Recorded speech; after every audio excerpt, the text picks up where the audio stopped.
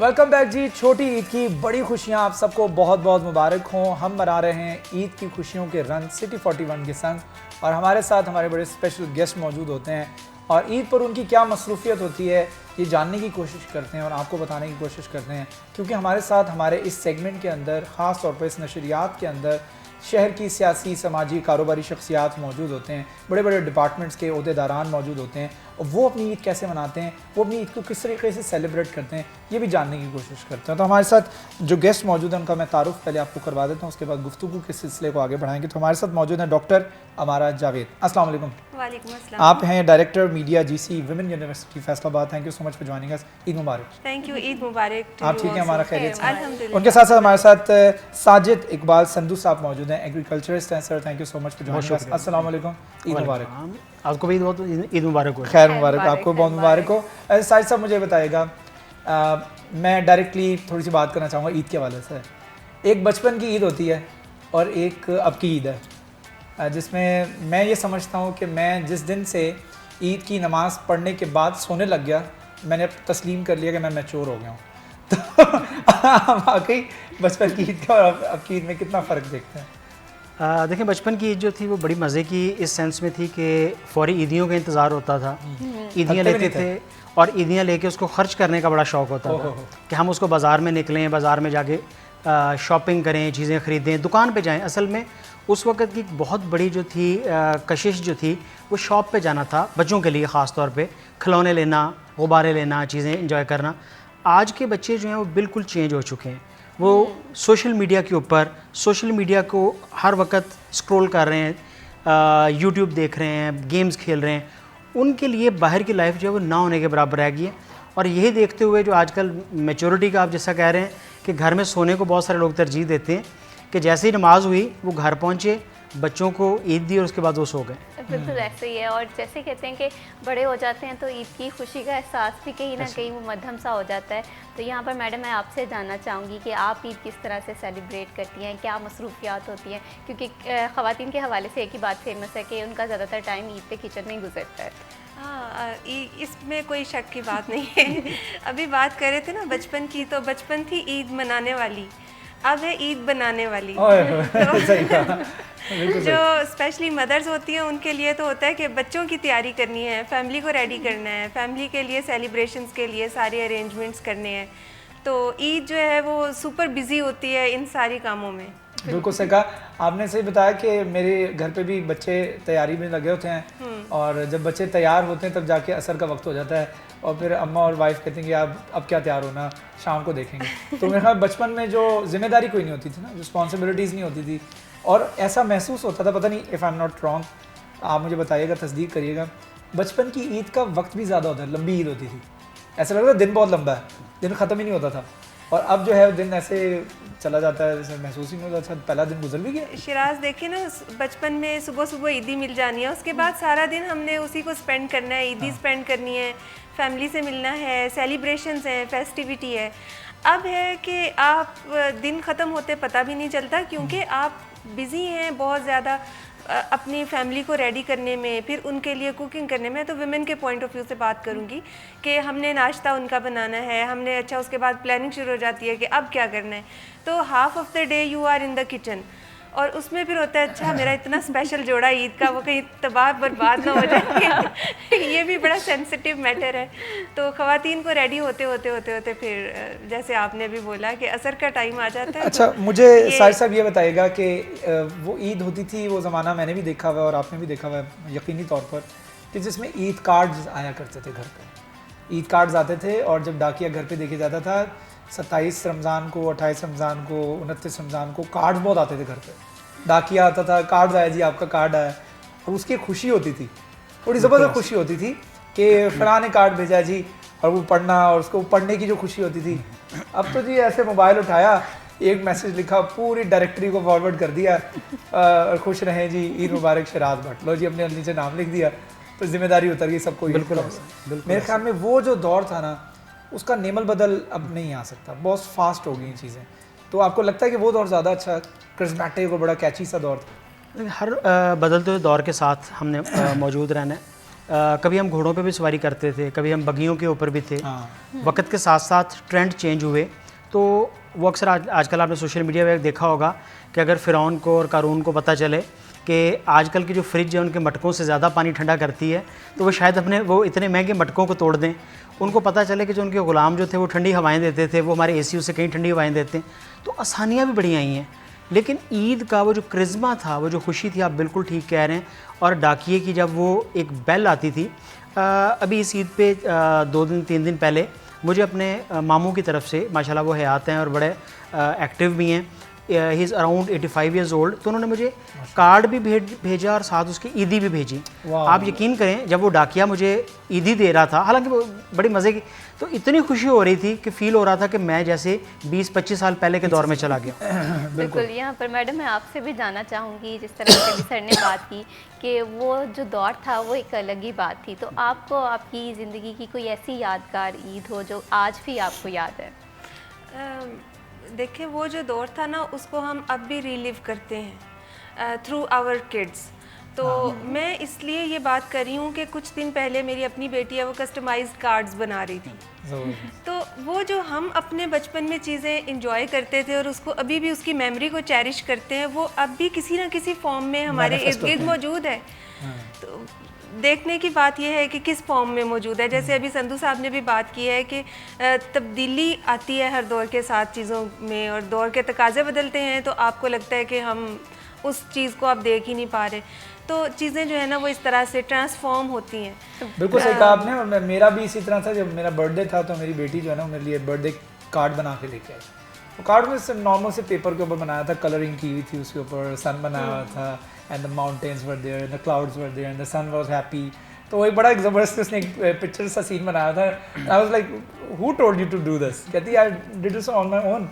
तो माशाल्लाह एक बड़ी ज़बरदस्त चीज़ थी जो इसको मैंने अप्रिशिएट किया, ताकि चीज़ और आपने बढ़े। बिल्कुल वो आपकी वो फीलिंग भी रिवाइव हुई है जो हम छोटे होते कार्ड्स रिसीव करने पे। डॉक्टर हमारा जावेद हमारे साथ मौजूद हैं, साजिद इकबाल संधू साहब भी हमारे साथ मौजूद हैं। एक छोटा सा वक्फा लेते हैं, वक्फे के बाद दोबारा हाजिर होंगे हमारे साथ।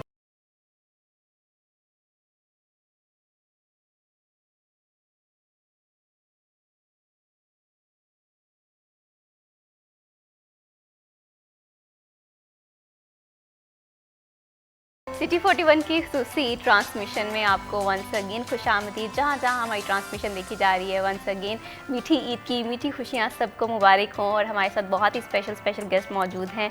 डॉक्टर हमारा जावेद साहिबा हमारे साथ मौजूद हैं, साजिद संधू साहब हमारे साथ मौजूद हैं।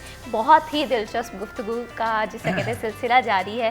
तो यहाँ पर सर मैं आपसे जानना चाहूँगी कि मर्द हज़रात का हल्का अहबाब जो है ना, वो काफ़ी ज़्यादा होता है। फैमिली को भी टाइम देना होता है, फिर दोस्तों की भी कॉल आ रही होती है। तो आप ईद किस तरह से ईद के तीनों दिनों को डिवाइड करते हैं? अच्छा, मेरा बड़ा मज़े का सेटअप है जी। एक तो हम ज़ाहिर घर में जो फैमिली करते हैं, हमारे अपने घर के बिल्कुल सामने एक किचन गार्डन है, और उस किचन गार्डन में हम नॉर्मली भी बच्चों को ट्रेनिंग देते हैं। उसकी बहुत सारी तस्वीरें भी मौजूद हैं, सोशल मीडिया पे मौजूद हैं। वहाँ पे हर साल सैकड़ों बच्चे जो हैं वो सीखने के लिए वहाँ पे आते हैं, स्कूल्स के, कॉलेजेस के, यूनिवर्सिटीज़ के। तो ईद वाले दिन भी हमारे पास रश लगा होता है, मेरे अपने बच्चे भी मौजूद होते हैं। उनसे मिलने के लिए उनके स्कूल के, उनके कॉलेज के वो जो बच्चे हैं वो भी वहाँ पे आते हैं। और साथ ही जो हमारे गेस्ट हज़रात हैं, हम कोशिश करते हैं कि उनको, अगर मौसम ठीक हो तो हम अपने किचन गार्डन के अंदर वहीं पे चाय, चीज़ें, केक वगैरह, उसको ईद की चीज़ें वहाँ पे सर्व करें। तो इसमें मेरी फैमिली भी वहाँ पे मौजूद होती है, और हमारे दोस्त भी मौजूद हैं, और जो कम्युनिटी के लोग हैं वो वहाँ पे मौजूद हैं। उस दिन वो ताज़ा ब्रोकली वहाँ से तोड़ते हैं, उस दिन वो किकम्बर्स खाते हैं, उस दिन चेरी टमाटोज़ लेते हैं। और आप यकीन करें कि वहाँ पे कुकिंग करने का और खाने पीने का एक अपना ही मज़ा है, दफ्तों के नीचे बैठ। ये चीज़ आपने इतनी खूबसूरत बताई है, आप बता रहे हैं और मेरा माइंड जो है उसको इमेजिन कर रहा है। तो मैं समझता हूँ कि नेचर के करीब भी है, और ख़ास तौर पर बात करें प्योरिटी के करीब भी है। और मैं समझता हूँ कि अभी दौर वो है कि हर चीज़ हम मिलावट वाली खा रहे हैं, हर चीज़ जो मार्केट से ख़रीदते हैं, that is something is there कि जो हमारी सेहत के लिए अच्छा नहीं है, या वो कुक सही नहीं हुई हुई, या उसके इंग्रेडिएंट्स अच्छे नहीं हैं। तो किचन गार्डनिंग का जो आप कॉन्सेप्ट बता रहे हैं, इसका कोई, इसके लिए लोग समझते हैं कि जी मेरे पास बहुत बड़ा सहन होना चाहिए, बहुत बड़ा लॉन होना चाहिए जिसमें किचन गार्डनिंग में कर सकता हूँ। मैंने ऐसे लोग भी देखे हैं जो अपनी छत के ऊपर भी करते हैं। तो आप मुझे बताइएगा कि छोटा सा घर हो, हम किचन गार्डनिंग कैसे कर सकते हैं, थोड़ा सा आइडिया दे दीजिए। जैसे अभी आप इंटरव्यू में पहले ये बात कर रहे थे नशरियात के साथ ही, कि कुछ लोग जापान में भी जापान में किसी के पास अगर एक शेड भी अवेलेबल है, उसकी विंडो बाहर बड़ी हुई है, तो वहाँ पे भी वो अपनी वेजिटेबल या अपने फ्रूट का कोई पौधा रख लेता है। तो हमारे पास तो इतनी जगह है, हर घर के बाहर आधा मरला, एक मरला का लॉन, उसकी सीढ़ियाँ और उसके कोई ना कोई ऐसी जगह मौजूद होती है जहाँ पे वो 10 गमले रख सकता है। ये छोटी से छोटी गली की भी बात कर रहा हूँ, और कुछ नहीं तो वहाँ पे नाली या गटर जो चल रहा है उसके ऊपर भी आप अपने गमले या उसके ऊपर चीज़ें रख सकते हैं। तो मैंने क्या किया है कि जो आपके सब्जियों के क्रेट फारिग होते हैं, हमने उन क्रेट्स को मट्टी भर के उसके अंदर जो है वो बेलदार सब्जियां लगाते हैं, यानी कि वाइन वेजिटेबल, उसको दीवार के साथ चढ़ा दें। एक कद्दू की जो बेल है वो पूरे घर के कद्दू पूरे करने के लिए काफ़ी होती है। एक करेले की बेल जो है वो पूरे फैमिली को करेला उसके लिए एनफ होता है। टमाटर के अगर आपके 5 गमले लगे तो आपको बाज़ार से दोबारा टमाटर नहीं ख़रीदना पड़ेगा। तो कितना आसान है। और इसके लिए आप ज़रूरी नहीं कि बहुत महंगी चीज़ें इस्तेमाल करें, आप शॉपिंग बैग में, जिसको आजकल शॉपर कहते हैं, उसके अंदर भी हम डाल के मट्टी को बड़े आसानी से इस्तेमाल कर सकते हैं। This is the cheapest way, इससे सस्ता तरीका नहीं हो सकता। सर ये भी बताइएगा कि गार्डनिंग जो है ये टाइम टेकिंग है, क्योंकि बहुत सारे आजकल यूथ है वो एक ही शिकायत करती नज़र आती है कि टाइम नहीं है। ठीक है, ख़वातीन ने घर भी देखना होता है, जॉब को भी साथ साथ मैनेज करना होता है। तो अगर तो गार्डनिंग जो है ईजी टू वे है, तो फिर आप बताइए अगर टाइम टेकिंग है तो फिर इस हवाले से आप कोई टिप्स देना चाहेंगे किस तरह से मैनेज किया जा सकता है? देखिए, टाइम के मतलब मेरा कहना ये होता है कि जो बंदा अपनी जान या अपनी ज़िंदगी या अपनी आसानी के लिए टाइम नहीं देता, उसका टाइम दुनिया से बड़ा जल्दी ख़त्म हो जाता है। अगर आप रोज़ाना एक्सरसाइज नहीं करते हैं तो फिर हो सकता है आप आखिरी 20 साल, आखिरी 15 साल या तो बेड पे गुजारें या फिर आप किसी और तकलीफ़ों में मुब्तला हो जाएं। इसी तरह से अगर आप क्वालिटी टाइम नहीं गुजार रहे, क्वालिटी टाइम का मतलब ये हो सकता है कि आप अपने दोस्तों के साथ, अपनी फैमिली के साथ, अपने बच्चों के साथ या उस हॉबी के साथ जो आपको दिल से पसंद है। और मुझे पता है कि जो ग्रीन दिल रखते हैं, जो सब्ज़ दिल रखते हैं, उनके लिए ग्रीन एक्टिविटी बेस्ट होती है। क्यों? इससे 2 बड़े फ़ायदे हैं, ऑक्सीजन मिल रही है, माहौल अच्छा हो रहा है, कार्बन रेटिंग कम हो रही है, और सबसे बड़ी बात यह खुराक पैदा हो रही है जो कि दुनिया में पहले ही कम होती जा रही है। आप अपने घर पे जो वेजिटेबल पैदा करते हैं और वो ऑर्गेनिक है, आप अपने आप को डिटॉक्सीफाई कर रहे हैं। तो देखें, अगर आप दिन में सिर्फ आधा घंटा या 20 मिनट भी गार्डनिंग को दे दें, मोर देन एनफ है। और इसके बड़े आसान टिप्स हैं, आप किचन गार्डनिंग को ऑर्गेनिक वे से कर सकते हैं। ईद के दिन में मैं आपको ये बता रहा हूँ कि ईद का दिन तब खुश गुजरेगा जब आप पौधों के साथ बैठ के देखें। पौधे ऐसे हैं, पौधे कभी भी आपकी बुराइयाँ नहीं करते, ना वो बुराइयाँ सुनते हैं, वो एब्जॉर्ब करते हैं, वो एब्जॉर्ब करते हैं मुआशरे के बुरी चीज़ों को, कार्बन डाइऑक्साइड गैस को एब्जॉर्ब करते हैं और हमें ऑक्सीजन देते हैं। इससे अच्छा दोस्त क्या हो सकता है जो हमारी बुराई, हमारी इल्लतें जो है वो जज़ब करे और हमें बदले में फ्रेगरेंस दे, खुशबू दे। ज़बरदस्त ज़बरदस्त। अगर माशरे की बुराई के हवाले से बात करें तो डॉक्टर हमारा ये बताएगा कि इस वक्त हम लोग सोशल मीडिया के दौर में एंटर हो गए हैं और यहाँ पे चीज़ें बहुत फास्ट हो गई और हमें सोशल मीडिया के थ्रू जैसे कहते हैं ईजी मेकिंग मनी प्लेटफॉर्म बन चुका है ये। तो आप एक एजुकेशन सेक्टर को रिप्रेजेंट भी कर रही हैं, तो बच्चियों के लिए अब मैं समझता हूँ कि एजुकेशन जो है ना ऑप्शन बन चुकी है। मतलब वो समझते हैं कि अब मैं ऑनलाइन अर्निंग करना चाहती हूँ तो मेरे लिए बहुत सारे प्लेटफॉर्म, एंटरप्रेन्योरशिप के हवाले से बात करें, कोई ऑनलाइन ब्रांड बना लूँ, कुछ गारमेंट्स वगैरह सेल करना शुरू कर दूँ, तो उस तरफ जा रहे हैं instead of going through proper channel. Through proper channel तो ये कि आप एजुकेशन पहले कंप्लीट करें, then you go wherever you want. तो इस पे भी बता दीजिएगा। मैंने कई ऐसी बच्चियों को देखा है जो करते करते एजुकेशन उन्होंने छोड़ दी और उन्होंने अपना कोई ब्रांड शुरू कर दिया, किसी के साथ कोलैबोरेशन शुरू कर दी। एजुकेशन कितनी ज़रूरी है? देखिए शिराज, मैं इस बात को बुरा पर्सनली नहीं समझती, क्योंकि देखिए जदीद दौर के जदीद तकाज़े और ये तब्दील होते रहते हैं। तो जिसको जिस टाइम पे जिस चीज़ की ज़रूरत है वो अपने आप को उस तरफ ढाल लेता है, मोल्ड कर लेता है। अगर किसी के कोई फाइनेंशियल क्राइसिस है या किसी को एक अच्छी अपॉर्चुनिटी मिल रही है तो why not to opt for that. तो जहाँ तक तालीम का बात है ना, तो तालीम का ताल्लुक़ तरबियत से बहुत गहरा है। और अगर आप अपनी रवायात, अपने असूल, अपने बड़ों के से विरासत में मिलने वाले जो अच्छी चीज़ें हैं उनको साथ रखते हुए अपने आप को शिफ्ट कर रहे हैं, नए दौर की चीज़ों के साथ कनेक्ट कर रहे हैं, तो कोई हर्ज नहीं, मेरा नहीं ख्याल कोई हर्ज नहीं। मतलब करना चाहिए, अपडेट रहना भी चाहिए और साथ ही साथ अपनी मिट्टी से अपना रिश्ता कायम रखना चाहिए। बिल्कुल, मेरे ख्याल में ये बड़ा ज़रूरी है। और एजुकेशन के हवाले से बात करें तो उन बच्चियों के लिए, उन बच्चों के लिए जो पढ़ रहे हैं इस वक्त, हमारे मास्टर्स में, इंटर में हैं, कोई ना कोई गोल सेट किए हैं उन्होंने और कहीं ना कहीं पहुंचना है उन्होंने, और अपने माइंड में वो कोई प्रेसिडेंट बना हुआ है, कोई कुछ बना हुआ है, उनके लिए एक मैसेज। आप ये देखें ना, ये वो एज है जिसमें आप में मैक्सिमम पोटेंशियल है। आप उस पोटेंशियल को यूटिलाइज़ करें, अपने आप को चैलेंजेस दे के। अब जो बच्चे उस एज में जॉब्स कर रहे हैं या वो बिजनेसेस की तरफ जा रहे हैं, इसका मतलब है वो उन अवेलेबल अपॉर्चुनिटीज़ को अप्रोच करने के लिए अपने आप को चैलेंज दे रहे हैं। हाँ, तो उस चैलेंज को एक्सेप्ट करना itself is a part of education. बहुत बढ़िया। बिल्कुल।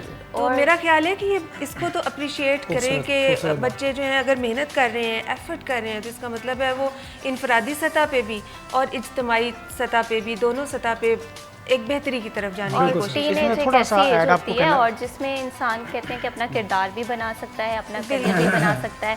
इसी तरह से आपसे दिलचस्प गुफ्तगू का सिलसिला जारी रहेगा, लेकिन अभी वक्त है एक छोटी सी ब्रेक का। आपने कहीं नहीं जाना, हमारे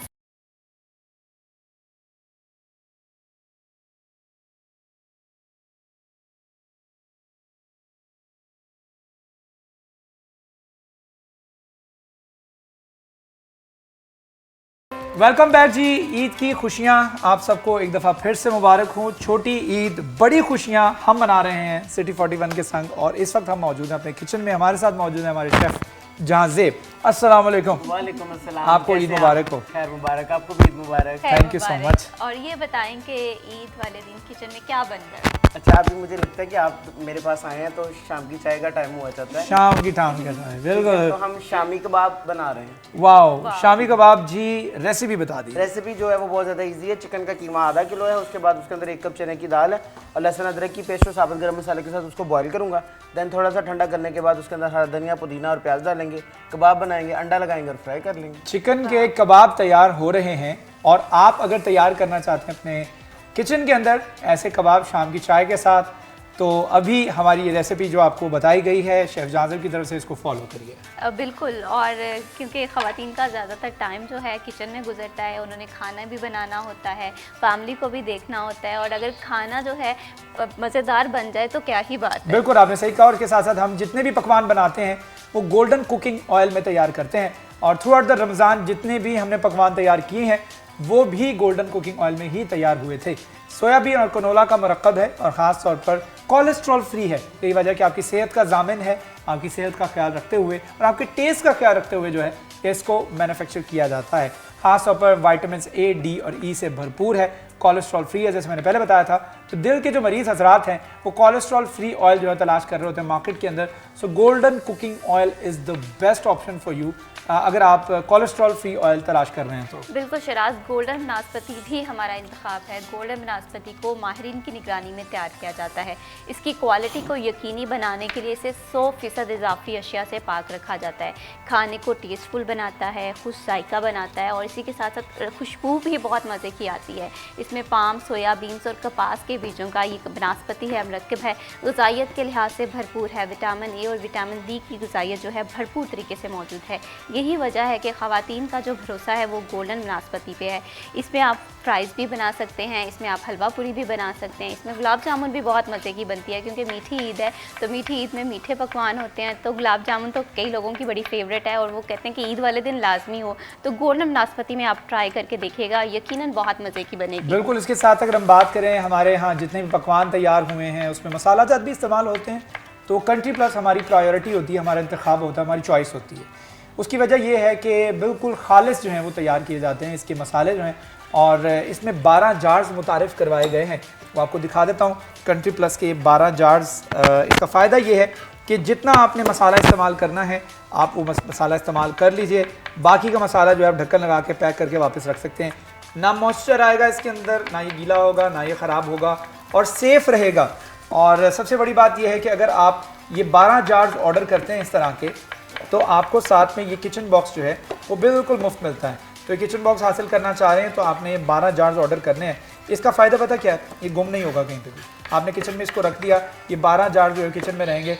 आपको साथ ही साथ जो अगर को मसाला तलाश करना है तो किचन बॉक्स को तलाश करेंगे। और अगर आपने कोई भी, सबसे अच्छी बात यह है कि अगर आपसे किसी ने कुकिंग सीखी है ना, जिस तरह मैं भी पूरा रमजान मुझसे कुकिंग सीखी है, इनको मैं ये गिफ्ट कर दूँ। बिल्कुल सही है। तो इसके साथ साथ आप भी कोई प्रोडक्ट जो है वो लेना चाह रहे हैं कंट्री प्लस की, तो इस अभी अरमा स्टोर पे जाइए। अरमा स्टोर की फैसिलिटी जो है कंट्री प्लस ने मुतारिफ करवाई है कि आप घर बैठे कोई भी चीज़ प्रोडक्ट कोई ऑर्डर करना चाह रहे हैं तो आप घर बैठे ऑर्डर कर सकते हैं, वो प्रोडक्ट जो है वो आपके घर पे पहुंच जाएगी। तो इससे ज़्यादा बेहतर फैसिलिटी क्या हो सकती है जो अरमा स्टोर ने आपको दी है? बिल्कुल शराज, और कंट्री प्लस के साथ ज़िंदगी जो है वो आसान हो गई है। यहाँ पर खाने पीने की बात हो और जिसे कहते हैं ड्रिंक की बात ना हो, बिल्कुल ही गलत है। फ्रूटफुल एक ऐसी ड्रिंक है जो कि जापान, ऑस्ट्रेलिया, कनाडा समेत दीगर तरक्की याफ्ता ममालिक में एक्सपोर्ट की जाती है। क्वालिटी के लिहाज से बहुत अच्छी है। कोई भी फ्लेवर इसका आप देख लें, हर फ्लेवर फेवरेट है। आप मैंगो फ्लेवर ट्राई कर सकते हैं, पीच फ्लेवर ट्राई कर सकते हैं। एक एक फ्लेवर जो है वो बच्चों समेत बड़ों का भी फेवरेट है। तो मेरी जो इफ्तार थी वो भी इसके बगैर अधूरी थी, और मेरी ईद भी फ्रूटफुल के बगैर जो है वो अधूरी है। बिल्कुल। और पूरा रमज़ान आपने मैंगो फ्लेवर और पीच फ्लेवर ट्राई किया, गुआवा फ्लेवर इसका कैसा है वैसे? हाँ, वो भी बहुत मजे वो का मेरा है। फेवरेट बन चुका है अब तक। बिल्कुल ज़बरदस्त। और इसके साथ साथ हम बात करें किचन के हवाले से, तो किचन अप्लायंसेस में हम इस्तेमाल करते आए हैं फुटाइल के किचन अप्लायंसेस। और फुटाइल के किचन अप्लायंसेस का फ़ायदा ये है कि ये इसका जो फ्लेम है, उनके जो स्टोव्स हैं, ताकतवर स्टोव्स हैं, ताकतवर फ्लेम्स हैं, फौरी तौर पर खाना जो है रेडी कर देते हैं। क्वालिटी के ऊपर कोई कॉम्प्रोमाइज़ नहीं किया जाता। एशिया का नंबर 1 ब्रांड है जो कि आपको हर किस्म के तबके के लिए प्रीमियम क्वालिटी जो है फराहम कर रहा है। एनर्जी एफिशिएंसी के हवाले से बात करें तो एनर्जी एफिशिएंसी में ये तमाम के तमाम मराहिल जो है उससे गुजर के बनाया जाता है, ताकि ख़ास तौर पर आपकी फैमिली को सेफ्टी दी जा सके, बिजली और गैस में मदद की जा सके। और बिजली और गैस की कीमतें जो आपको पता है कि पाकिस्तान में बहुत ज़्यादा हाई हैं, तो इसका बिल कम करने के लिए आप जो है फुटाइल के स्टोव जो है वो इस्तेमाल करें। बिल्कुल शराज, और इसी के साथ साथ तो मुझे ना खाने में हलवा पूरी नाश्ते में बहुत पसंद है, लेकिन मैं डाइट को लेकर भी काफ़ी ज़्यादा कॉन्शियस हूँ। सेहत पे भी मैं कोई कंप्रोमाइज़ नहीं करना चाहती, क्योंकि हलवा पूरी में ऑयल काफ़ी ज़्यादा होता है। तो मेरी ये मुश्किल आसान हुई है ज़ूब किचन टॉवल से, जो कि अप टू 260 किलो कैलोरीज जो है अब्जॉर्ब कर लेता है। कोई भी फ्राई चीज़ हो, पकोड़े हो, समोसा हो, तो किचन टॉवल अगर ज़ूब आपके पास है तो आपकी मुश्किल आसान हो जाएगी। ये आपको गिल्ट फ्री खाना आप खा सकते हैं। बिल्कुल। इसके साथ साथ अगर हम बात करें ड्रिंक्स के हवाले से, तो जो इफ्तार के ऊपर हमारी पूरा रमज़ान जो है, जो हमारा इंतखाब रहा है वो रहा है रूह अफ़ज़ा। और रूह अफ़ज़ा जो है वो ख़ास तौर पर 1947 से लेके अब तक जो है हर ख़ास व आम का और हर जो है वो पाकिस्तानी का की चॉइस रही है, ख़ास तौर पर इफ्तार के दस्तरखान के ऊपर, डिनर टेबल्स के ऊपर। और अब जो है ईद के हवाले से बात करें तो ये लाजिम व मलज़ूम ड्रिंक है, तो ईद पे भी डिनर टेबल के ऊपर, लंच टेबल के ऊपर लाजमी मौजूद होती है। और ख़ास तौर पर इन्होंने जो एक बड़ी ज़बरदस्त टैग लाइन मुतारफ़ करवाई है वो है चल मेरे लाल। और चल मेरे लाल के तहत जो है वो अच्छी बात बताई जाती है आपको। पहली ये कि आपने इफ्तार के टेबल के ऊपर इफ्तारी की दुआ नहीं भूलनी थी, और इसके साथ साथ जो आपने ख़वातीन को असिस्ट करना है, उनको हेल्प करना है। ईद के भी जो पकवान तैयार हो रहे हैं हमारे यहाँ, और ख़ास तौर पर जो किचन में हेल्प करनी हो, तो आपने ख़वातीन की हेल्प ज़रूर करनी है। चाहे आप प्याज काट के दे दें, चाहे आप धनिया काट के दे दें, चाहे आप रूह अफ़ज़ा जो है वो मिक्स करके दे दें, कुछ ना कुछ हेल्प ज़रूर करें ख़वातीन की, ताकि उनकी भी सपोर्ट हो। वो बहुत ज़्यादा काम करती हैं, नाश्ता बनाना होता है, खाना बनाना होता है, रात का खाना होता है, फिर बर्तन धोने होते हैं, फिर उसके बाद बच्चों को भी देखना होता है। तो ये बहुत बड़ी इन एंड ऑफ सेल्फ बहुत बड़ी जिम्मेदारी है, और इस जिम्मेदारी को बांटना बहुत ज़्यादा ज़रूरी है। तो हम भी इस जिम्मेदारी को बांट रहे हैं। एक छोटा सा वक्फा ले लेते हैं, वक्फे के बाद दोबारा हाजिर होंगे, हमारे साथ रहिए।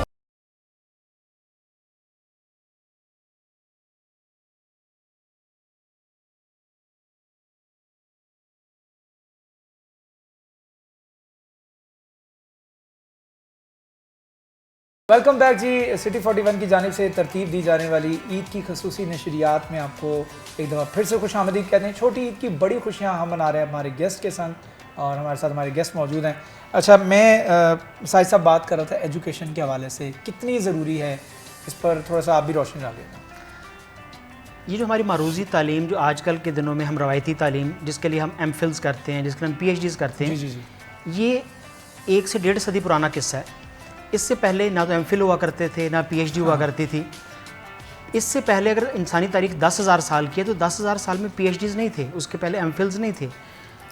हम अपनी उम्र का बेहतरीन हिस्सा जो है वो तालीम के अंदर लगाते हैं, जो कि कतन भी ऐसा नहीं होना चाहिए। मैट्रिक और FSC 12 साल की, 14 साल की तालीम मैक्सिमम, और उसके बाद during your course of the work आपने जो काम, for example if a person is a surgeon, तो उसको उस सर्जरी के दौरान में सीखने और पढ़ने का मौका, आपने देखा होगा कि वो PhDs जो कि पहले पढ़ते हैं, उसके बाद जॉब्स करते हैं, काम सीखते हैं और फिर PhD करते हैं, उनकी तालीम में निखार आता है, वो नीड बेस्ड होती है। एग्जैक्टली। एंटरप्रेन्योरशिप के लिए मैं आपको एक बड़ी मज़े की एग्जांपल अपने घर से देता हूँ कि मेरी बेटी जब क्लास 6 में थी, क्लास 5 में थी, उस वक्त से उसने किचन गार्डनिंग शुरू की।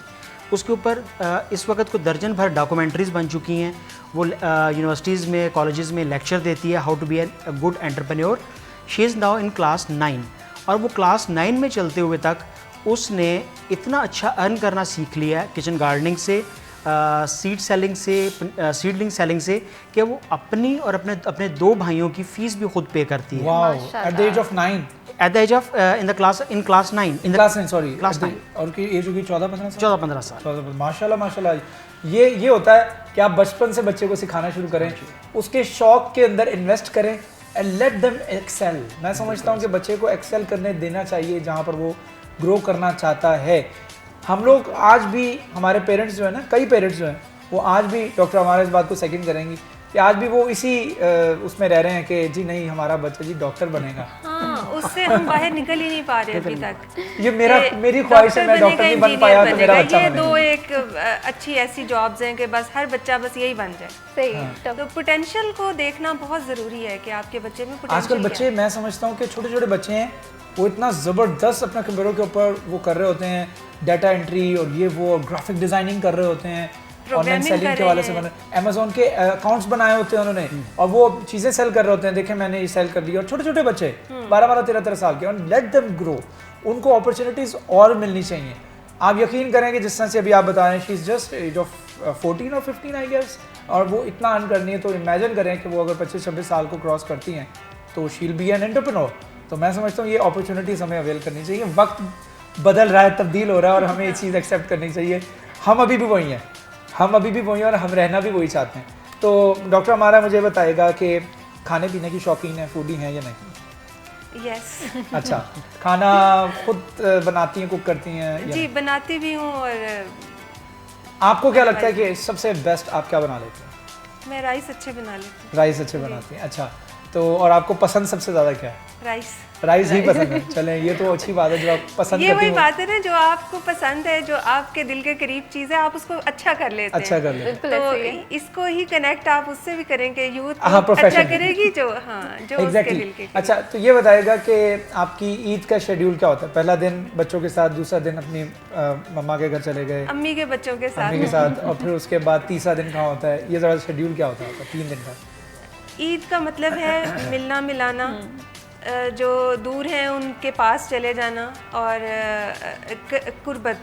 तो पहला दिन जो है वो बिल्कुल क्लोज जो फैमिली है, वो हमारी अपने घर में जो फैमिली है, दादा दादी, फिर हम लोग, फिर हमारे बच्चे, तो ये 3 जनरेशन्स हैं और हम फुल डे स्पेंड करते हैं एक दूसरे के साथ, और ढेरों बातें हैं, खाना पीना है, हल्ला गुल्ला है, फ़न है, मस्ती है, सब कुछ है। सेकंड डे हमेशा पाकिस्तानी, एक तो अब तो ये मीम्स भी बन गई है ना, ससुराल डे होता है, ससुराल के हवाले से। तो वो भी पेरेंट्स इसी तरह वेट कर रहे होते हैं, जैसे घर वाले जो होते हैं वो समझते हैं कि अच्छा पास रहना है हमने और मिल के सेलिब्रेशन होनी चाहिए। तो सेकंड डे सेलिब्रेशन उस फैमिली के साथ होती है। बिल्कुल। और थर्ड डे सेलिब्रेशन हमारी जो एक और फैमिली है जो हमारी गांव में, तो अच्छा। अक्सर हम उनके साथ, फैमिली के साथ गुजारते हैं। बिल्कुल सही, इस तरह से 3 दिन गुजरते जी। हैं। तो अच्छा, मुझे बताएगा कि एक ईदी देने का टाइम था और एक ईदी लेने का टाइम है, इनमें से आपको कौन सा टाइम ज़्यादा पसंद है? देखिए, मैं इस टाइम सेंटर में हूँ। हाँ, वही तो मैं इसलिए कह रहा हूँ जनरेशन कि को मैं ईदी दे अभी रही आप होती ईदी हूँ, देती मेरे नहीं हैं। बड़े हैं, मैं उनसे ले भी रही वही होती तो मैं कह रहा हूँ कि ज़्यादा पसंद कौन तो सा मैं है? ये इसको एंजॉय कर रही हूँ बहुत ज़्यादा। अच्छा, दोनों को एंजॉय कर? जी जी जी। पहले तो सिर्फ रेसिपी एंड टेंट पे थे ना, हाँ। तो अब आती है आवाज़ के मामा ईदी दे दें, चाची ईदी दे दें, मामी ईदी दे दें, तो ये अच्छा, बड़ी, ये बहुत इंजॉयबल बात है। अच्छा, मैं अगर बात करूँ अपनी, तो मुझे ऐसा लगता है कि ईदी देना मुझे ज़्यादा पसंद है, क्योंकि वो उसमें बैठ के बंदा कहता है ना कि चलो नंबर 1 नंबर 2 अब कौन रह गया, किस किस की बारी है, तो मेरे ख्याल में ज़्यादा इस चीज़ को बंदा एंजॉय करता है, रिस्पॉन्सिबिलिटीज़ बिल्कुल। इसको। तो आप सर बताइएगा कि आप ईदी लेने वाला दौर या ईदी देने वाला दौर? लेने वाले दौर के अंदर एक अंदरूनी खुशी हुआ करती थी कि पैसे लिए खर्च करने हैं, एंजॉय करना है। देते हुए एक और मुनफरद किस्म की खुशी होती है, वो खुशी है जो ईदी ले रहा है उसके चेहरे पे खुशी देख के जो खुशी होती है, वो बड़ी मज़े की होती है। बिल्कुल। वो आपके छोटे बच्चे भी हैं, वो आपकी फैमिली भी है, वो मुस्तहिक लोग भी हैं जिनकी ईद अच्छी नहीं गुजर पाती है, क्योंकि इस्लाम में बहुत बड़ा कॉन्सेप्ट जो है वो फितराने का दिया गया कि आप उन गरीब लोगों को भी साथ लेके चलें बल्कि आप फितराना तो एक उससे बढ़ के दें कि ताकि उनकी ईद भी आप जैसी जो है वो गुजर सके या आपसे कम से कम वो किसी दुख का शिकार ना हो। तो ईद सबको मिलके एक जैसी गुजारनी चाहिए। बिल्कुल, बिल्कुल। बहुत अच्छा और कहा। ये ईद ऐसी है कि सबसे से ज़्यादा अगर हम दूसरों की मदद करेंगे और यकीनन उनकी खुशियों में शामिल होंगे। कहते हैं कि खुशियाँ बांटने से बढ़ती हैं और गम बांटने से कम होते हैं। बहुत शुक्रिया साजिद संधू साहब, आपने यहाँ पर हमें वक्त दिया। बहुत दिलचस्प गुफ्तगू हुई। हमारे जो नाज़रीन हैं उन्होंने भी आपसे बहुत सीखा होगा। डॉक्टर अमारा जावेद, आपका भी बहुत शुक्रिया। बहुत अच्छा लगा आपसे मिलके और मेरी दुआ है कि आप माशाल्लाह तरक्की करें और आपको अल्लाह ताला लंबी ज़िंदगी दे। बहुत शुक्रिया। अब हम रुख करते हैं बिलाल डोगर का और जानते हैं कि बिलाल डोगर जो है वो किन के साथ कहाँ पर ईद सेलिब्रेट कर रहे हैं। Over to